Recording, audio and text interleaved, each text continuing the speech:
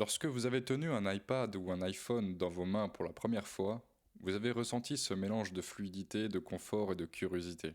Ce n'était pas un simple plaisir passager, mais bien le fruit d'un travail de designer. Apple ne vend pas que des produits, mais bel et bien une expérience cognitive que votre cerveau adopte naturellement. Aujourd'hui, nous allons explorer le mécanisme invisible derrière cette attraction, ce que fait Apple pour transformer des objets en extension de nos habitudes, de nos émotions et même de notre identité. Et surtout, nous allons comprendre ce que cela nous apprend sur la perception et la créativité. Notre cerveau est paresseux. Il aime comprendre vite, agir vite et recevoir une récompense immédiate.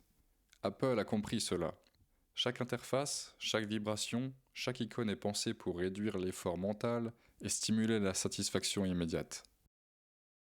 La fluidité des gestes multitouch déclenche de petites doses de dopamine. Les transitions visuelles douces et cohérentes rassurent et séduisent. La hiérarchie des informations est intuitive. Ce qui est important attire naturellement l'attention. Alors votre cerveau apprend à aimer Apple avant même d'avoir réfléchi. Et cette adhésion précoce crée une confiance profonde et durable. Steve Jobs ne voulait pas seulement que les produits soient utiles, il voulait qu'ils soient évidents.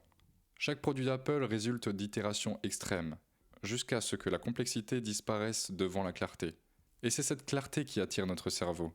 Nous ressentons la maîtrise même si nous ne comprenons pas tout le travail derrière.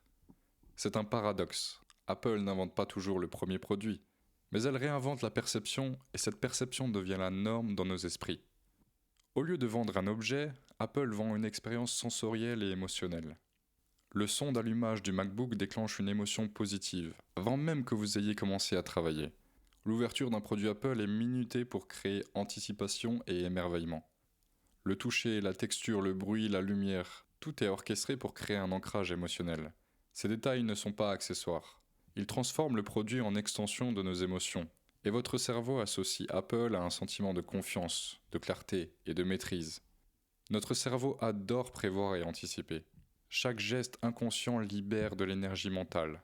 Apple capitalise sur ce besoin. Les gestes tactiles sont naturels. Les animations suivent la gravité et l'inertie. Tout est intuitif, vous suggérant inconsciemment comment agir. C'est ce qu'on appelle l'affordance cognitive. Apple ne vous apprend pas à utiliser l'iPhone. Il a été conçu pour votre cerveau. Posséder Apple, ce n'est pas juste avoir un produit, c'est adopter une identité. Vous appartenez à une communauté qui valorise le design, la simplicité et la performance. Le logo active des zones cérébrales liées à l'estime de soi et à la reconnaissance sociale. C'est une leçon puissante. Les marques les plus fortes ne vendent pas seulement un produit, elles créent un récit dans lequel vous êtes acteur. L'écosystème Apple est un cercle vertueux. Chaque produit est connecté, chaque service simplifie la vie. Votre iPhone, votre MacBook ou vos AirPods travaillent ensemble pour créer une expérience continue. Ce confort renforce l'adhésion. Ce n'est pas de la manipulation, c'est une leçon de design de l'expérience humaine, où l'ergonomie rencontre la fidélisation. Apple ne révolutionne pas toujours la technologie, mais elle maîtrise la narration autour de ses innovations. Chaque keynote, chaque publicité, chaque packaging raconte une histoire. Le produit n'est pas un objet, mais un chapitre de votre vie. Vous êtes intégré à un récit où chaque innovation a du sens. Cette maîtrise narrative est la clé du succès.